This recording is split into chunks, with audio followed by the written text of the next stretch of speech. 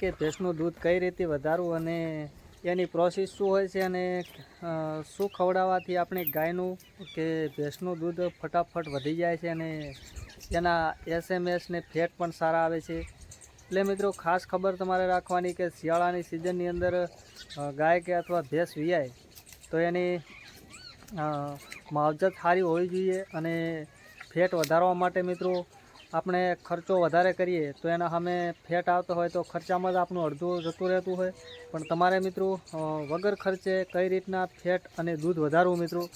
એની આપણે તમને સંપૂર્ણ માહિતી આપવાના છે। એટલે અમારા વિડીયોની અંદર તમે નવા હોય તો વિડીયોની અંદર તમે બન્યા રહેજો એટલે તમને પણ માહિતી મળી જાય અને તમારે પણ પશુપાલન હોય તો અમારો વિડીયો આ તમે જોઈ અને તમારી ગાય કે ભેંસને એનો સોલ્યુશન કરી શકશો કે તમારી ગાય ભેંસનું કઈ રીતે દૂધ વધી શકે। એટલે મિત્રો તમારે પહેલી તો વસ્તુ એ જ છે કે તમારી ગાય કે ભેંસ વિયાણા પહેલી તમારી ગાય ભેંસને સમજી લો કે 5 કિલો એને તેલ સારી દેવાનું છે, ખાંડમાં નાખી અને વ્યવસ્થિત એને અઠ્ઠે ગઠ્ઠે બનાવવાની છે તો તમારી ગાય કે ભેંસ સારું દૂધ પણ આપશે અને સારા ફેટ આવશે અને સારા એસએમએસ આવશે। મિત્રો ખાસ એ ખ્યાલ રાખવાની કે આપણે પણ કોઈ પણ વસ્તુ ગાધા વગર રહી ન શકતા હોય અને વગર ગાધ્યા તો તમે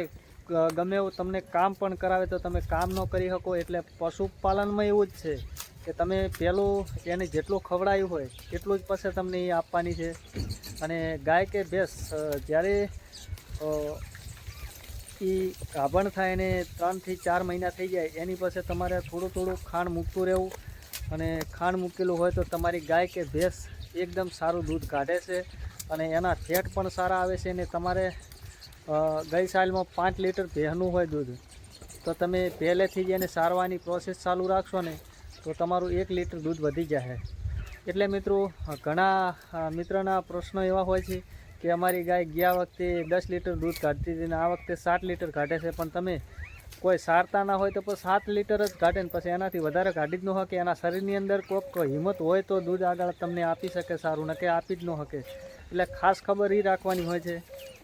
કે જ્યારે ગાભણ હોય ત્યારે તમે એને ભરપૂર પેટે ખાણ અને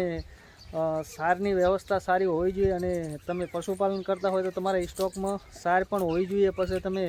બરાબર ઠંડીની અંદર પછી તમારી પાસે સાર થઈ રહે ને તમે સાર લેવા દોડાદોડી કરતા હોય ને સાર પૂરી મળતી ન હોય ને પશુને પૂરી સાર ન મળતી હોય, મિત્રો આપણે જ વાત કરીએ કે આપણને પૂરો ખોરાક ના મળતો હોય તો આપણે કોઈ હિંમત રહે ને આપણે કામ કરી કહેવાના નથી। તો આ તો 10 લીટર દૂધ આપે છે ગાય અને આખા દિવસની અંદર થઈને 20 લીટર એટલે 1 મણ એની અંદરથી આપણે દૂધ કઢાવવા છે તો એની સામે એવો ખોરાક હેવી હોવો જોઈએ મિત્રો કે ગાય પણ થાકે નહીં અને આપણને સારું દૂધ આપે। એટલે ખાસ કાળજી રાખવાની કે ખોરાક હેવી આપવાનો એટલે એનું શરીર પણ મજબૂત અઠ્ઠે ગઠ્ઠે રહે અને તમને સારા ફેટ મળે અને સારું દૂધ પણ મળે। તમારો વિડીયો તમને ગમો હોય તો એક લાઈક કરજો અને ચેનલ ઉપર નવા હોય તો ચેનલને સબસ્ક્રાઈબ કરવાનું ન ભૂલતા।